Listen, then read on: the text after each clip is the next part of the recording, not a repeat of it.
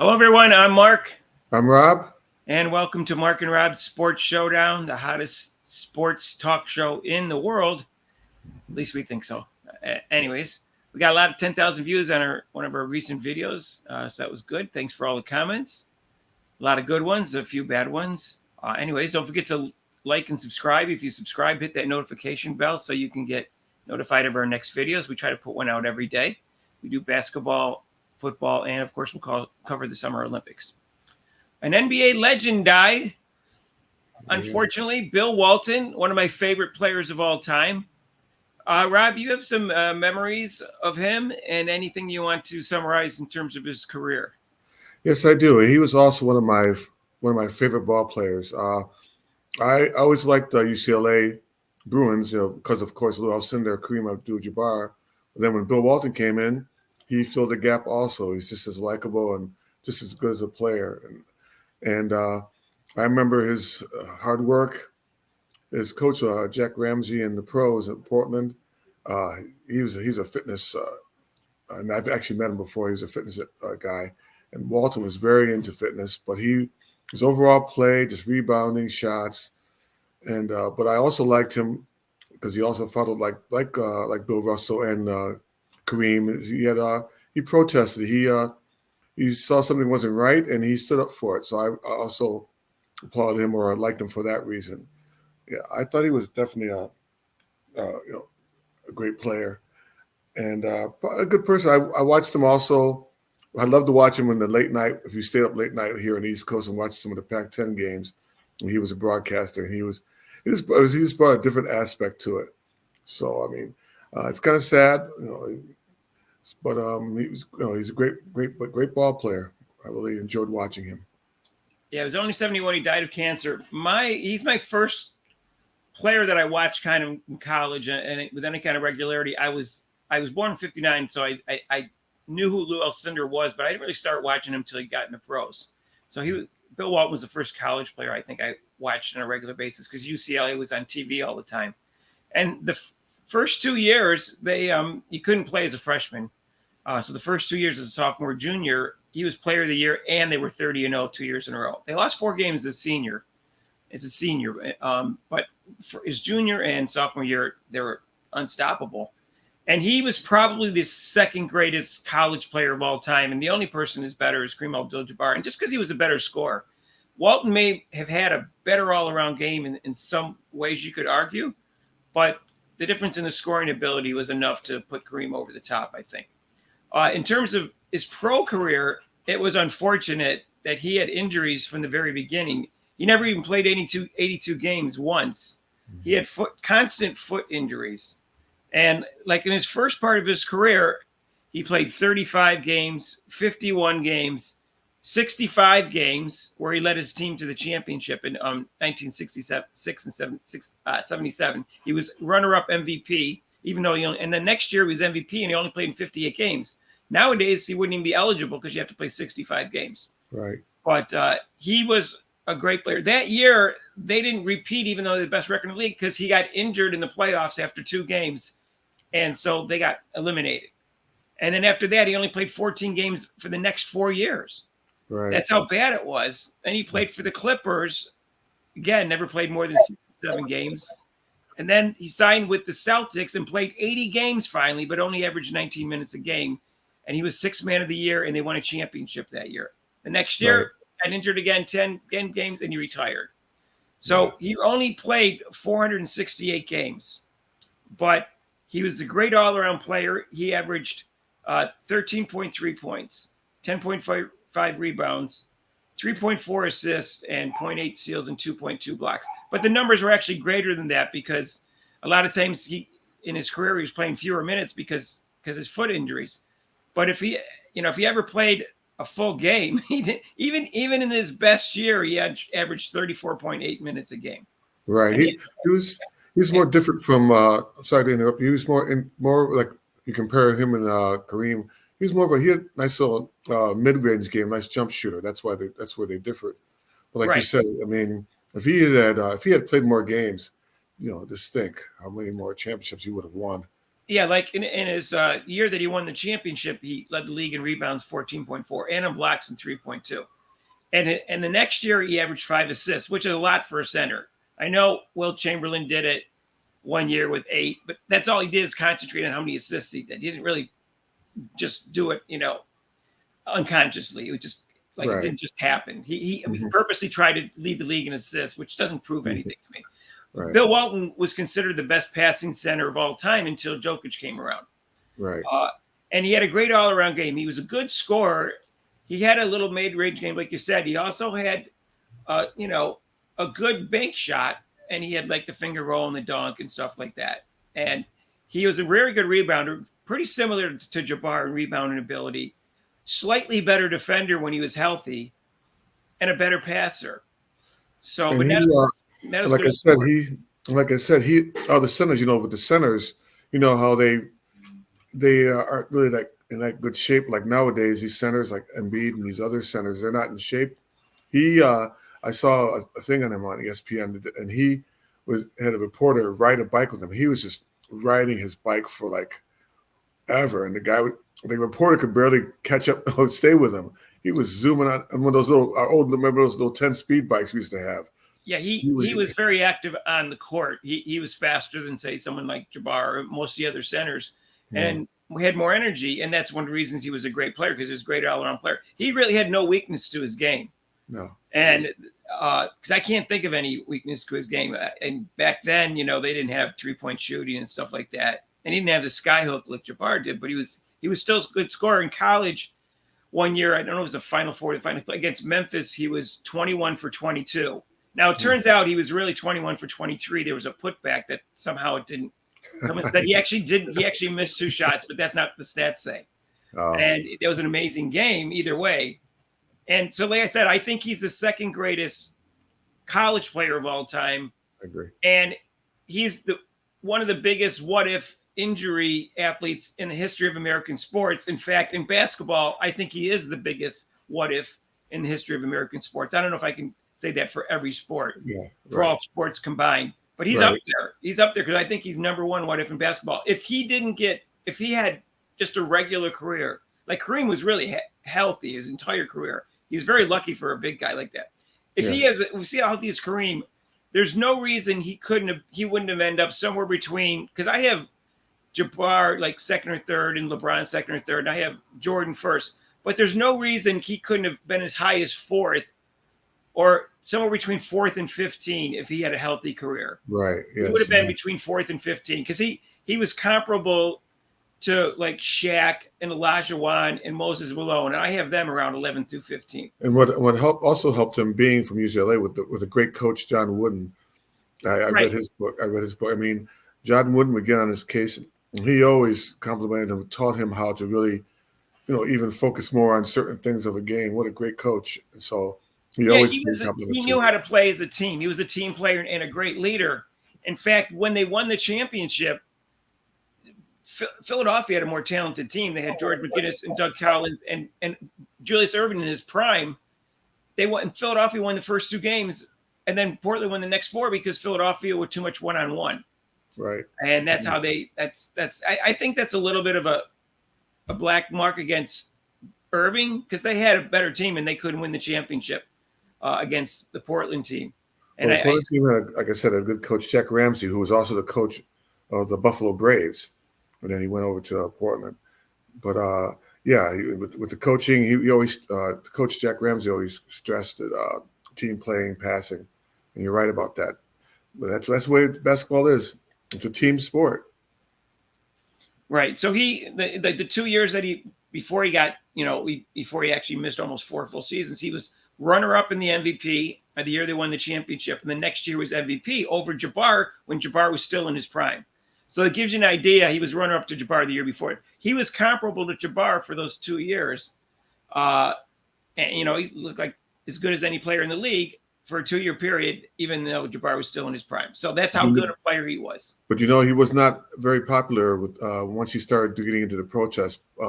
Fans were not really happy with him when he was involved in protests, which Some of it. kind of soured people towards him as far as being a good. I mean, as a great basketball player, they saw it against him because which I liked. He spoke out for what he liked, which he was right with the rights. Right. So anyway, it was unfortunate. Then he got the MVP, and then he got in the playoffs. After 2 games, he was injured, and they lost to a lesser team, even though that was their best year that year. So, anyways, that was his history. He was, like I said, a great all around player, and it was unfortunate what happened. And then he was a very good broadcaster. A little bit. Sometimes he went a little bit too. He exaggerated so much for effect, or he got a little bombastic with things. But he had a good sense of humor, and he did have unique insights that other players didn't have, because I think he was a smart guy. Well, also he was a stutterer, so he had to learn about that. So he worked on that. He worked with another broadcaster on his stuttering. So, I mean, so he came a long way. And he was, like I said, he was different.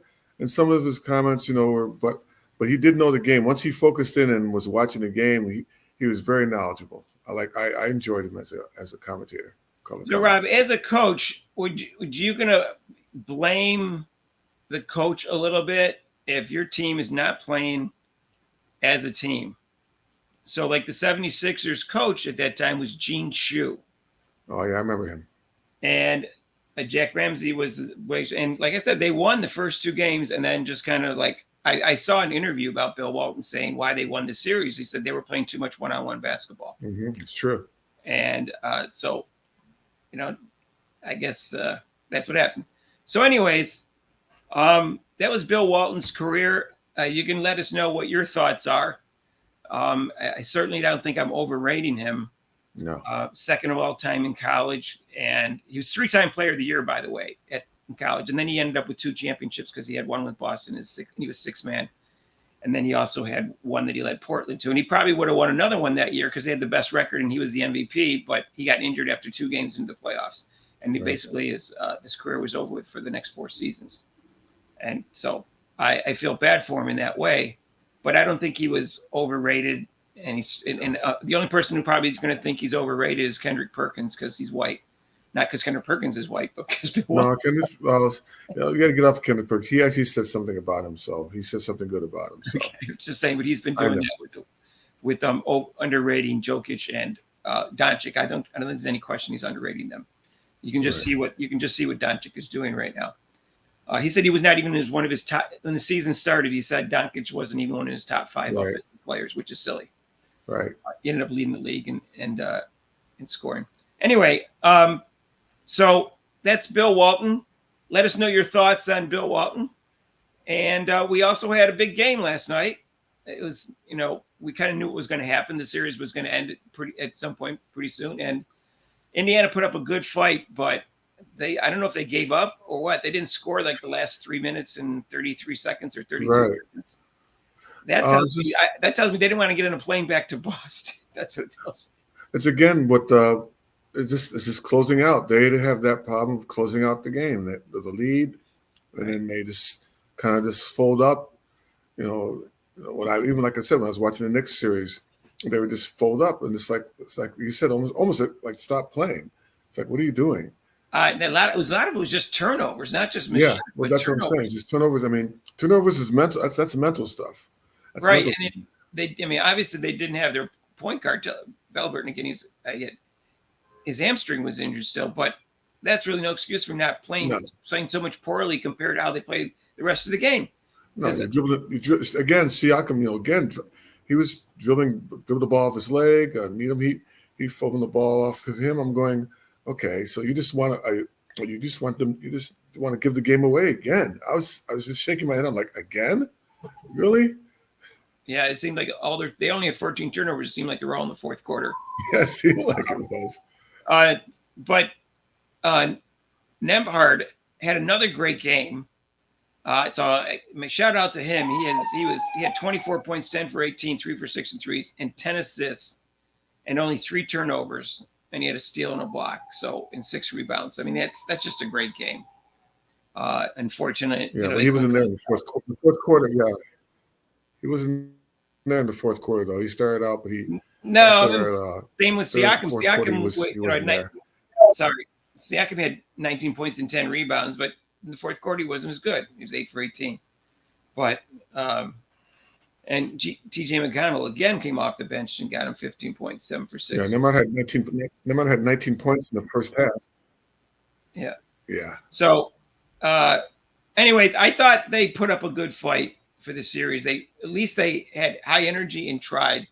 And once they lost a point guard, Halliburton, that I don't think they had any chance in that series. Boston got another good game out of Tatum.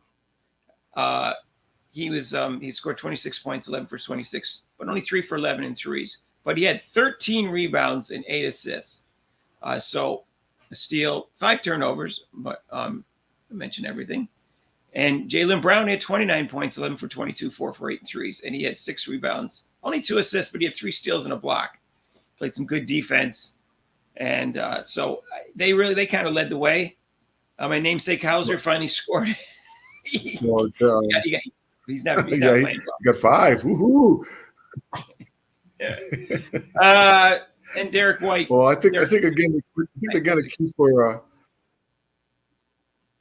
Derek White. I was just going to mention Derek White was actually the key down the end again.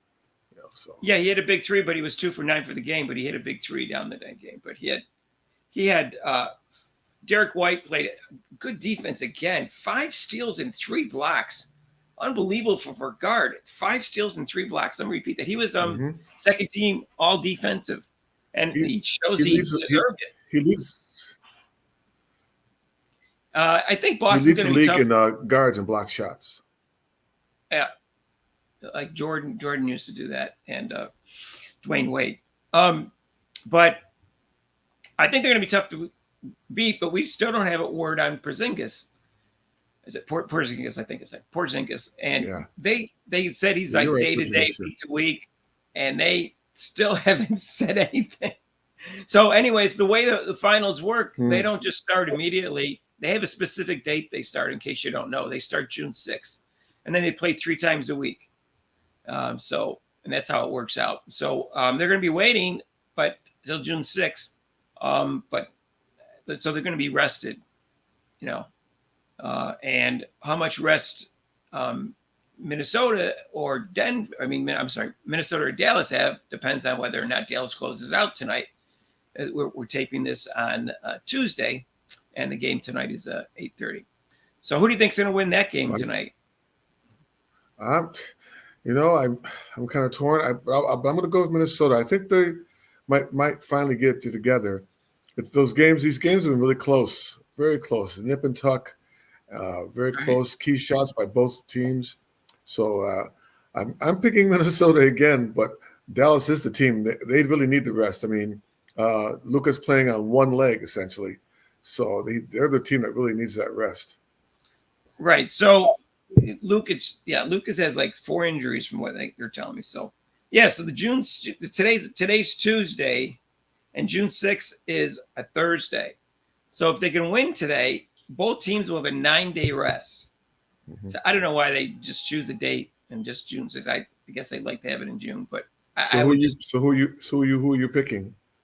I actually think I was wrong last game. I thought Minnesota was going to finally win. I really think it's hard to beat a really good team 3 times in a row. So I have a hard time predicting, a team to win 3 times in a row. So I think Minnesota is going to probably maybe win the next 2 games, and then probably Dallas will close it out in Game 6. Do you think if Minnesota wins tonight and then like you said wins the next game because they're at home, and the way Luka is hurt, do you think they might break that jinx as far as the team coming back? Could be 154 times. No one's won in the NBA. Yeah. It's going to happen sometime. There's right. Logically, it makes no sense that it's not going to happen. It's not really any different than hockey or baseball, and it's happened 4 times in hockey and once in baseball, as we went over last video. So, I could see something. Minnesota can crank up their defense like in Game 2 against Denver and start doing that the rest of the series. Again, I don't think it's going to be as effective against Doncic because he's tall, and when you trap him and stuff, you just throw over it. But I still think intense defense and trapping and just energy level is always effective in any basketball game. So So we'll see what happens. Yeah, like I said, if they win tonight, the wear and tear on Luka might affect Dallas. And then with Lively getting hurt, I don't know if he's going to be coming back. He might have. Yeah, that's what tells me that maybe Dallas will win tonight because they really want to close it out. Because they definitely want to. And Doncic and Irving are playing real well. And then I think Van Gundy called him the most talented offensive front court of all time. A backcourt. I'm sorry. I think the exact word he used was most talented offensive backcourt of all time. I don't know how you make them better than Klay Thompson and Steph Curry. I don't know. And 1 year, like Jerry West and Gail Goodrich averaged 25 points each the year they won the championship. So that's pretty. Earl Monroe, and Walt Frazier. I think offensively you can get past them too, but not overall because Walt Frazier was such a great defender. But offensively, he's also a good ball player. He's a good offensive player too. He played good. I understand. I think you can put him past those, but I mean, Doncic just averaged like 33 points this year. Right? But they put him as a guard. I'm saying he's a guard or is he a forward? Doncic, I don't know. He's considered their. No, so I mean, when he's saying backcourt, I'm like, so you mean when you put them down, when you put the score sheet, you got what do you got him as GF or just? He's a non-positional player. He plays point guard, shooting guard, and small forward all at the same time, as far as I'm concerned. But he's because of his assists, you have to, and how much he controls the ball and dribbles and stuff. They kind of got rid of that. Yeah, they've kind of gotten rid of. I'm old school. They used to have you're the guard, you're the forward, but now it's. And then they switch it to numbers like you're a 5, you're a 4, you're a 3. Right. So I'm like, okay. But Jerry West played both point guard and shooting guard. So, it's not like a new thing. All right. Peace out. TK, take care.